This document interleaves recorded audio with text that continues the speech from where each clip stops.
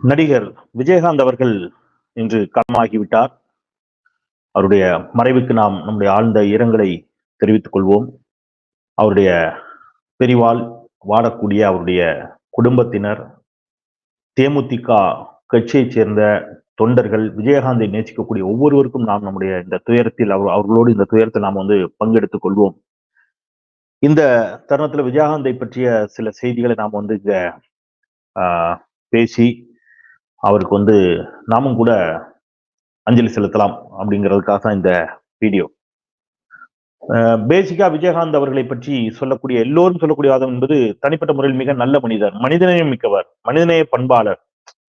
எல்லோருக்கும் பசி அப்படின்னு வந்தா எல்லாருக்கும் எத்தனை பேருக்கு வேணாலும் அவர்கிட்ட என்ன இருக்கும், எப்பவும் போனாலும் சாப்பாடு இருக்கும். இந்த மாதிரி அவருடைய அந்த விருந்தோம்பல் தன்மை, அவரு உதவி செய்யக்கூடிய தன்மையை எல்லாரும் பாராட்டுறாங்க. அது நம்ம தொடர்ச்சியா பார்த்துட்டு இருக்கோம். எல்லாருமே அதை பாராட்டிட்டு இருக்கிறாங்க.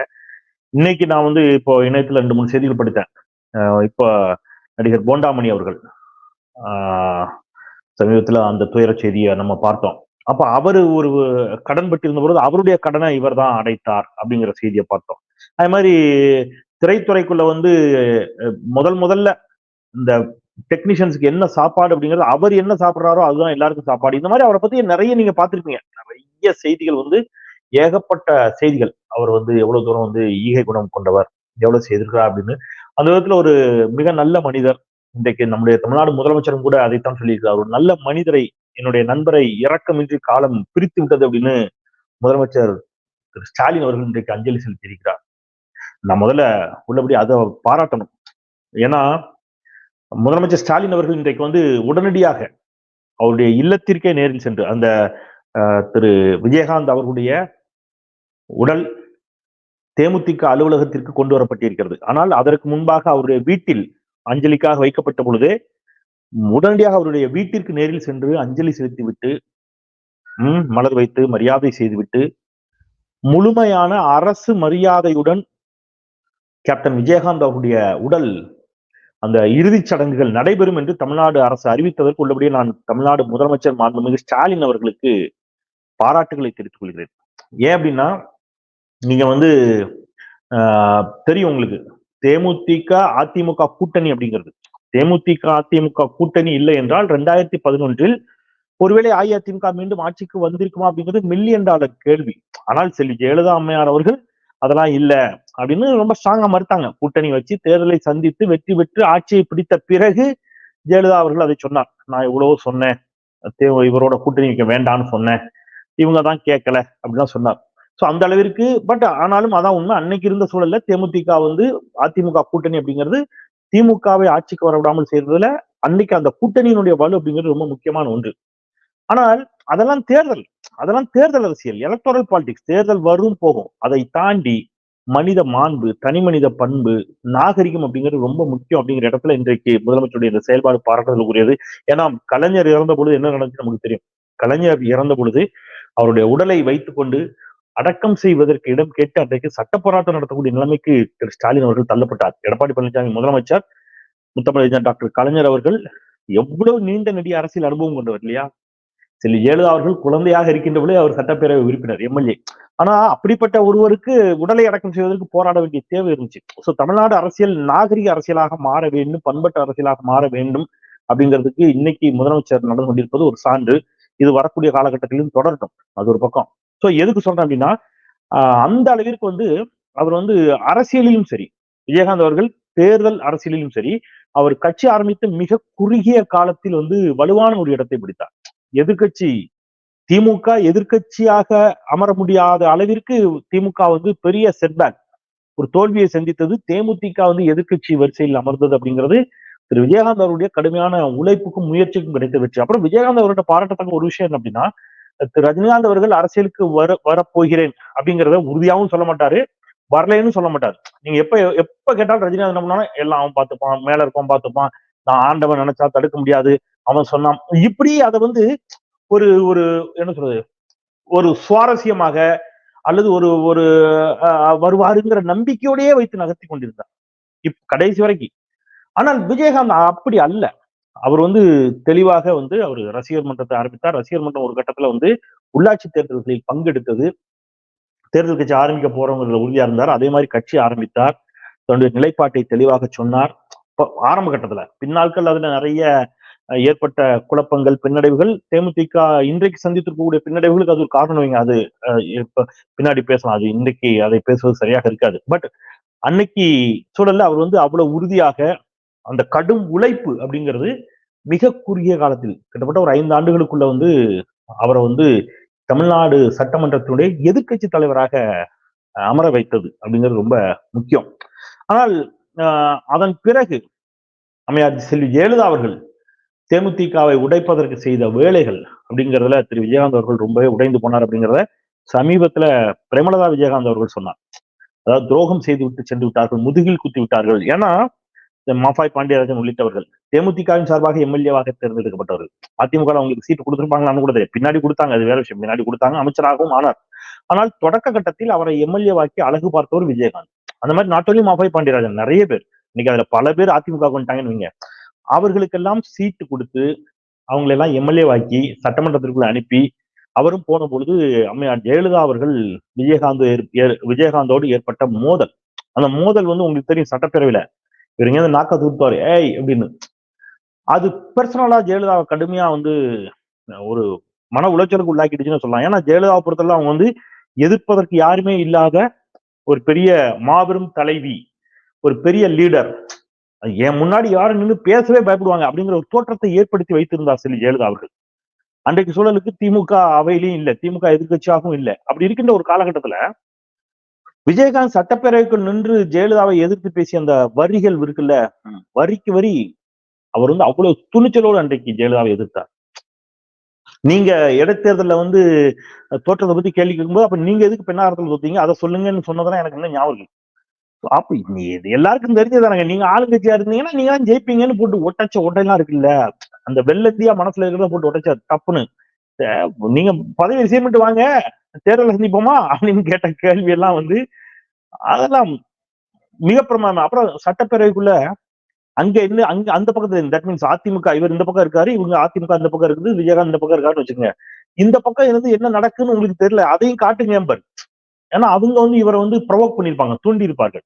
சட்டப்பேரவைக்குள்ள திரு விஜயகாந்த் அவர்களை தூண்டி இருப்பார்கள். அந்த கோபத்துல இவர் இங்க ஆவேசமாக சண்டையிடுவார்.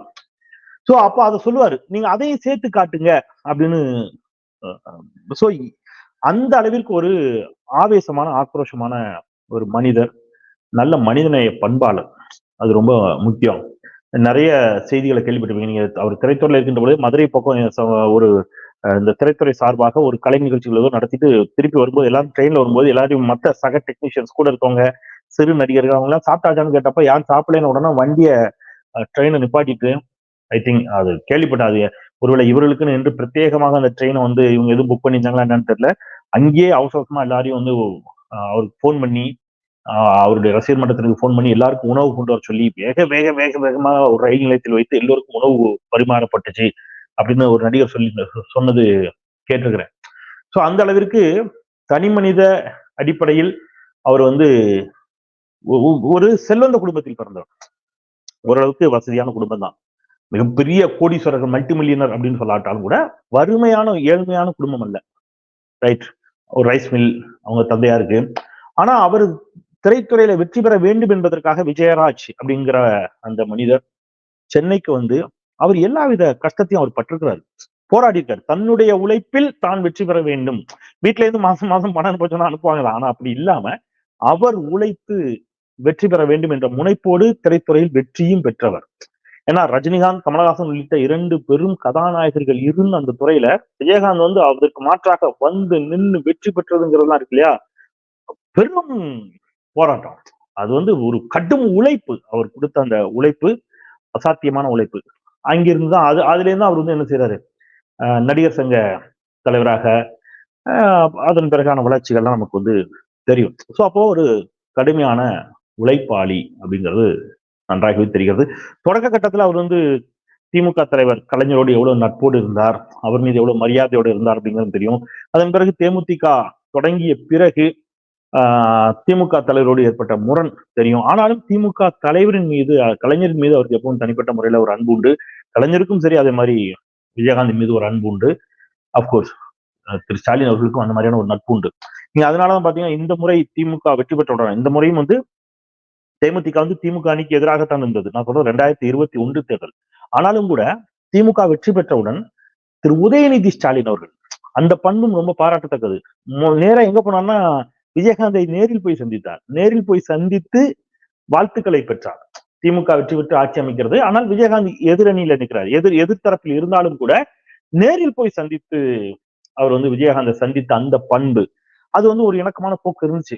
ஆனால் அதிமுக வந்து இடையில குறிப்பா செல்வி ஜெயலலிதா அவர்கள் அன்றைக்கு வந்து தேமுதிக எம்எல்ஏக்களை எல்லாம் அதிமுக வசம் இழுத்தார். அவங்க வந்து அத புகார் கூட அளிக்க முடியாது விஜயகாந்தால. ஏன்னா புகார் அளித்தால் அது வந்து கட்சியில இத்தனை பேருக்கு மேல அதுக்கு ஒரு அளவு இருக்கு இல்லையா? சோ இத்தனை பேருக்கு மேல அந்த பக்கம் போயிட்டாங்கன்னா அது வந்து அக்செப்டபிள். நீங்க ஒருத்தர் 2 பேர் போனாங்கன்னா கட்சி தாவல் தடை சட்டத்தின் கீழ் நடவடிக்கை எடுக்கலாம். ஆனால் அப்படி அல்ல. அங்க பெருவாரியான தேமுதிக எம்எல்ஏக்களை ஜெயலலிதா அதிமுக வசம் இழுத்தார். அவங்க அதிமுக கரவேட்டியோட உள்ள வருவாங்க. ஆனால் அவர்கள் தேமுதிக எம்எல்ஏக்களாகத்தான் கணக்கிடப்பட்டார்கள். ஏன்னா ஒருவேளை அது புகார் ஆயிருச்சுன்னா எதிர்கட்சி தலைவர் அப்படிங்கிறது அன்றைக்கு எதிர்கட்சி தலைவராக விஜயகாந்த் நீடிப்பதில் சிக்கல் ஏற்பட்டிருக்கும். சோ விஜயகாந்த் அது வந்து ரொம்ப கவனமாகவே கையாண்டார். கடும் நெருக்கடிக்கு உட்படுத்தப்பட்டார் அந்த காலகட்டத்துல, எதிர்கட்சி தலைவராக இருந்த காலகட்டத்துல. பத்திரிகையாளர்கள் அவர் வந்து கடுமையா கோவப்படுவார், பத்திரிகையாளர்களிடம் கோவப்படுவார் அப்படிங்கிற ஒரு செய்தி இருக்குது இல்லையா? அப்போ அவர் கடுமையா கோவப்பட்ட காலகட்டத்துல கூட நான் அவர் பக்கத்துல இருக்கிற ஒரு நியாயத்தை நான் புரிந்து கொண்டு பதிவு செய்திருக்கிறேன் பல இடத்துல. என்ன நியாயம் அப்படின்னா அன்றைக்கு அவரை கோபப்படுத்தியது அன்றைக்கு, இன்னைக்கு இல்ல அன்னைக்கு அஇஅதிமுகவிற்காக செயல்பட்ட அந்த தனியார் தொலைக்காட்சி. சரி உங்களுக்கு யாருன்னு. அப்ப அவங்க வந்து அந்த செய்தியாளர் வந்து நீங்க டெல்லியில ஒரு பத்திரிகையாளர் சந்திப்பு சொல்லியிருப்பாரு. ஏதாவது தூக்கி அடிச்சிரும் பார்த்துக்க எந்திரிச்சு போயிடுவேன் அப்படிலாம் எந்திரிச்சு எல்லாம் போகலையே. அதெல்லாம் அந்த குறிப்பிட்ட செய்தியாளர் கோபப்படுத்தி இருப்பார் திரு விஜயகாந்த. அது ஏன் அப்படின்னா செல்வி ஜெயலலிதா அவர்களுக்கும் விஜயகாந்த் அவர்களுக்கும் அரசியல் ரீதியாக ஏற்பட்ட மோதல். அந்த மோதல்ல விஜயகாந்துடைய என்ன சொல்றது இமேஜ் பிம்பம் உடைக்கப்பட வேண்டும் என்பதில் அன்றைக்கு அஇஅதிமுக தொடர்ச்சியா என்ன பண்ணாங்கன்னா எல்லா இடத்துலயும் வந்து செய்தியாளர்களை நிறுத்துவாங்க. விமான நிலையத்துல எல்லா இடத்துலயும் அந்த செய்தியாளர்கள் வந்து அந்த குறிப்பிட்ட தொலைக்காட்சியுடைய செய்தியாளர்கள் வந்து விஜயகாந்தனுடைய அந்த கோபம், அவர் வந்து டக்குனு உணர்ச்சி செய்யப்படக்கூடிய மனிதர், அந்த கோபத்தை அவரை ப்ரொவோக் பண்ணி விட்டுருவாங்க. ஸோ அதனால அவர் வந்து கோவப்பட்டு பல இடத்துல பத்திரிகையாளர்களை திட்டி இருக்கிறாரு. ஸோ அதுல வந்து பத்திரிகையாளர்கள் கட்சி சார்போடு செயல்பட்ட அந்த பத்திரிகையாளருடைய அவரும் தனிப்பட்ட பத்திரிகையாளர் நான் சொல்ல, அவர் இன்னைக்கு வேற ஒரு சேனல் இருக்கலாம், நான் யாரையும் தனிப்பட்ட முறையில் சொல்ல, நான் சொல்லுது ஜெயலலிதா என்ற அந்த அரசியல் இயக்கத்தினுடைய தலைவியை அன்னைக்கு அவங்களுக்கும் இவருக்கும் ஏற்பட்ட மோதலின் காரணமாக நடைபெற்ற நிகழ்வுகளை அதெல்லாம் தவிர்க்கப்பட்டிருக்கலாம். நம்ம அவர்கிட்ட நியாயமான சில கேள்விகளை கேட்டிருந்தா அவர்கிட்ட இருந்து ஒருவேளை நியாயமான பதில்கள் வந்திருக்கும் அப்படின்னு தெரியல. சோ இதெல்லாம் வந்து திரு விஜயகாந்த் அவர்கள் அவருடைய வாழ்க்கையில எதிர்கட்சி தலைவரான பிறகு அவர் கோபப்பட்டதுக்கான காரணங்கள், அவர் வந்து மனமுடைந்ததற்கான காரணங்கிறது எம்எல்ஏக்களை அதிமுக வந்து ஸ்பிளிட் பண்ணியது அப்படின்னு பிரேமலதா சொல்லியிருந்தார். அதன் பிறகுதான் அவருக்கு உடல்நலம் பாதிக்கப்பட்டுச்சு, இப்படி துரோகம் பண்ணிட்டாங்களேங்கிற. ஆனால் தெரியல, மேபி இப்ப கூட ஜெயலலிதா மீது அவர்களுக்கு அது இதையும் தாண்டி ஒரு மரியாதை இருக்கலாம். பிரேமலதா அவர்களுக்கோ அதிமுகவிற்கோ இருக்கக்கூடும். அதுவும் அவங்களுடைய இருக்கக்கூடாதுன்னு யாரும் சொல்ல முடியாதுல்ல. அந்த அரசியல் நாகரிகம் எல்லாருக்கும் வேணும் தான் நம்மளும் சொல்றோம். அரசியல் நாகரிகம் அப்படிங்கிறது ரொம்ப ரொம்ப முக்கியம் இது போன்ற காலகட்டங்கள்ல. ஒருவேளை அவர் உடல் நலத்தோடு இருந்திருந்தால் அதிமுகவில் செல்வி ஜெயலலிதா அவர்கள் மறைவுக்கு பிறகு தேமுதிக ஒருவேளை வலிமையான கட்சியாக இருந்திருக்கும். தமிழ்நாடு அரசியல் மேபி திமுக தேமுதிக என்று கூட இருந்திருக்கும்னு எனக்கு தோணுது. தெரியல, இது என்னோட பர்சனல் கருத்து. அவர் உடல்நலம் பாதிக்கப்பட்டதுங்கிறது அவருடைய கட்சி தேர்தலில் அடுத்தடுத்த தேர்தல்களில் வெற்றி வாய்ப்பை இழந்ததற்கும் வாக்கு சதவீதம் பெருமளவில் சரிந்ததற்கும் திரு விஜயகாந்த் என்ற அந்த பேர் ஆளுமையினுடைய உடல்நல குறைபாடும் கூட ஒரு காரணம், மிக முக்கிய காரணம். அப்பார்ட் ஃப்ரம் தட் கடந்த நாடாளுமன்ற தேர்தலில் அவர்கள் எடுத்த முடிவுகள், கடைசி வரைக்கும் எந்த கூட்டணியில இருக்க போறோம் அப்படிங்கிறதுல இருந்த குழப்பங்கள்லாம் இருந்தாலும் கூட இது எல்லாமே அவருடைய உடல் நலத்தோடு தொடர்புடையதான். ஒருவேளை திரு விஜயகாந்த் அவர்கள், கேப்டன் விஜயகாந்த் அவர்கள் ஆரோக்கியமாக இருந்திருந்தால், அவர் உடல்நிலையில் பின்னடைவு ஏற்படாமல் இருந்திருந்தால் அவர் தேமுதிகவை இன்னும் கூட என்ன செஞ்சிருப்பாரு, இன்னும் கூட வளர்ச்சி பாதைக்கு, ஏன்னா மிகக்குரிய காலத்துல எதிர்கட்சியாக அந்த கட்சி வர முடிந்ததுன்னா இன்னும் கூட அவரு அந்த கட்சியை வளர்த்திருப்பார் அப்படின்னு தான் எனக்கு தோணுது. இதுல குறிப்பா வந்து அவருடைய தமிழ் உணர்வு, இன்னைக்கு நம்முடைய மாண்புமிகு முதலமைச்சர் திரு ஸ்டாலின் அவர்கள் கூட அதை குறிப்பிட்டு பாராட்டுகிறார். தமிழ் உணர்வு, திரு விஜயகாந்த் அவருடைய தமிழ் உணர்வு அப்படிங்கிறது, நீங்க வந்து அவருடைய மகனுக்கு பிரபாகரன் என்று பெயரிட்டு அழகு பார்த்தவர். ஆனா இன்னைக்கு சில அரசியல் இயக்கங்கள், நான் யாரை சொல்றேன்னு உங்களுக்கே புரியும். விஜயகாந்தே வந்து அவர் தமிழரா அப்படின்லாம் கேள்வி கேட்கறாங்கல்ல, அதெல்லாம் ரொம்ப அருவருப்பான, அநாகரிகமான, கண்ணியமா இன்னைக்குன்னா அவர் இறந்த நேரத்துல கேட்டாங்கன்னு நான் சொல்லல. தொடர்ச்சியா அவரை தமிழர் இல்லைன்னு சொல்றது, அதெல்லாம் கண்ணியமற்ற ஒரு போக்கு. ஏன்னா அவர் வந்து உங்களுக்கெல்லாம் முன்னாடியே ஈழப் போராட்டத்தை ஆதரித்தவர், தன்னுடைய மகனுக்கு பிரபாகரன் என்று பெயர் வைத்து அழகு பார்த்தவர். அதனால அந்த படத்துல கூட கேப்டன் பிரபாகரன் அந்த படத்துக்கு வந்து அந்த கேரக்டருக்கு பிரபாகரன் பேர் வச்சவர். சோ அவர் வந்து தமிழ் உணர்வோடு ஈழத்தமிழர்களுக்காகவும் நிறைய வந்து நன்மைகளை செய்தவர் அப்படிங்கிறது எல்லாமே நமக்கு வந்து இந்த நேரத்துல நன்றியோடு நினைவு கூற வேண்டிய ஒன்று. ஸோ எது எப்படி ஆகினும் ஒரு நல்ல மனிதர், மிக நல்ல மனிதர் இன்றைக்கு மறைந்திருக்கிறார். அவருடைய மறைவு என்பது ஈடு செய்ய முடியாத இழப்பு. தேமுதிகவினருக்கு, குறிப்பாக தேமுதிகவினருக்கு இந்த இழப்பிலிருந்து அவர்கள் மீண்டு வரட்டும். தேமுதிகவா இருக்கட்டும், அதிமுகவா இருக்கட்டும். இப்ப ஜெயலலிதாவுடைய மறைவிற்கு பிறகு அதிமுக ஒரு தடுமாற்றத்தை சந்தித்ததற்கு காரணம் கூட ஐடியாலஜிக்கா ஒரு கட்சி ஸ்ட்ராங்கா இல்லைன்னா, தத்துவத்தின் அடிப்படையில் தத்துவார்த்தமாக சித்தாந்த பலம் இல்லாம தேர்தல் அரசியல் இருக்கக்கூடியவர்கள், இது போன்ற மிகப்பெரிய ஆளுமைகள் மறைகின்ற பொழுது அந்த கட்சி என்ன செய்யும்னா கொஞ்சம் தடுமாறிடும், பலவீனமாயிடும். இப்ப நீங்க அண்ணாவினுடைய மறைவிற்கு பிறகு திராவிட இயக்கத்துக்கு, திராவிட முன்னேற்ற கழகத்துக்கு ஒரு சித்தாந்த பலம் இருந்துச்சு. இந்த சித்தாந்த பலம் அதை நிப்பாட்டிடுச்சு. கலைஞர் அதை வந்து கையில் எடுத்து அடுத்த கட்டத்துக்கு நகர்த்தினார். அதை வந்து அந்த சித்தாந்தத்தை வந்து அண்ணா விட்டு சென்ற அந்த இயக்கத்தை அடுத்த கட்டத்துக்கு நகர்த்துவதற்கு கலைஞர் எனும் ஒரு பேராளுமை இருந்தால் இந்த சித்தாந்த பலம் இருந்துச்சு. நீங்க அந்த மாதிரி வந்து இப்ப கம்யூனிஸ்ட் இயக்கங்கள்ல சித்தாந்தம் தான், தனி நபர்களை தாண்டி சித்தாந்த வலிமை அப்படிங்கிறது இருக்கும். அப்போ தேமுதிகவோ அதிமுகவோ நீங்க வந்து இந்த சித்தாந்த பலத்தோடு, சித்தாந்த வலிமையோடு உங்கள் தலைவர்களை இழந்திருக்கிறீங்க. அதிமுக ஏற்கனவே ஜெயலலிதாவை இழந்து, ஆனாலும் பரவாயில்ல. அதன் பிறகு அவங்க இழந்த போது அதிமுக ஆட்சியில் இருந்தது, ஆட்சி அதிகாரத்தில் இருந்ததுனால அவங்க அதை ஓரளவு தக்க வச்சுட்டாங்க. ஒருவேளை எதிர்க்கட்சியாக இருக்கின்ற பொழுது அம்மையார் செல்வி ஜெயலலிதா அவர்கள் மறைந்திருந்தால் அதிமுக இன்னும் கூட பலவீனப்பட்டிருக்க கூடும். ஏன்னா ஆட்சி அதிகாரம் ஒரு பெரிய பலத்தை கொடுத்துச்சு. தேமுதிகவுக்கு ஆட்சி அதிகாரம் இல்லை. இன்றைக்கு வந்து அவர்கள் தேர்தல் அரசியலும் பெரிய வெற்றியை பெறாத ஒரு கடினமான, அவங்களுக்கான ஒரு சவாலான காலகட்டத்துல திரு விஜயகாந்த் அவர்கள் மறைந்திருப்பது அப்படிங்கிறது உள்ளபடியே தேமுதிக தொண்டர்களுக்கு ஒரு பெரும் சவால் தான். இந்த சவாலிலிருந்து நீங்கள் மீண்டு வாருங்கள். திரு விஜயகாந்த் அவர்களுடைய நினைவை நாம் போற்றுவோம். அவருடைய மறைவுக்கு என்னுடைய ஆழ்ந்த இரங்கல். பிரிவால் வாடும் உங்கள் ஒவ்வொருவருக்கும் என்னுடைய இரங்கற் செய்தியை, உங்கள் துயரத்தில் நானும் பங்கெடுத்துக் கொள்கிறேன் என்பதை பதிவு செய்து, தமிழ்நாட்டு அரசியலில் அரசியல் நாகரிகம் மேலோங்கட்டும் என்பதை சொல்லி நிறைவு செய்கின்றேன். குரலற்றவர்களின் குரலாய் நான் செந்தில். நன்றி.